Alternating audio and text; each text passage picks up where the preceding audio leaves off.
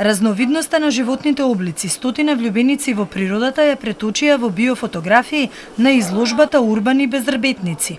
Во мултимедијалниот клуб Котур беа изложени стотина фотографии. Графичкиот дизајнер Огнен Бојковски е првонаграден.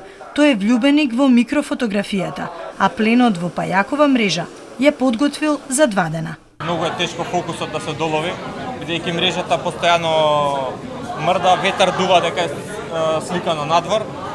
Исто така беше тешко да се погоди и моментот кога ова е мравка што ја витка во пајажина. Секоја фотографија на изложбата е со своја приказна.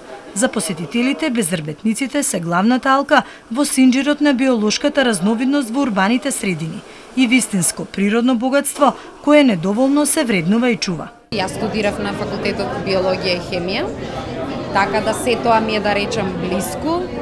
Исто треба да се потрудиме, значи на секој можен начин да се спасиме природата, без разлика дали станува збор за безрбетници или рбетници. Таа е нашето обкружување, а поготово инсектите, знаеме, доколку нема инсекти нема да постои живот. Јас мислам дека доволно не се трудиме ни ние во Македонија, ни светот да заштитиме нашата природа.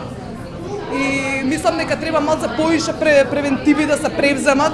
Вака, со вакви повеќе проекти, каде што луѓето ќе може да видат и да се запознаат со инсектите, сепак ова е нешто специфично. Учениците пред се од најмала возраст да се запознаат со сите живи организми кои што се значајни за нашата животна средина, зашто треба да ја зачуваме.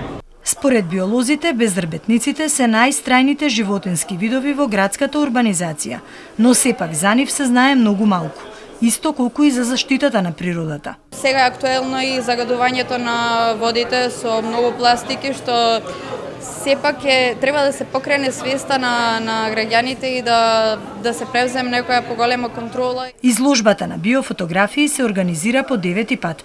Годинава е дел од кампањата за подобра животна средина "Не игнорирај, реагирај", која ја реализира Институтот за комуникацијски студии, а е финансирана од британската амбасада во Скопје.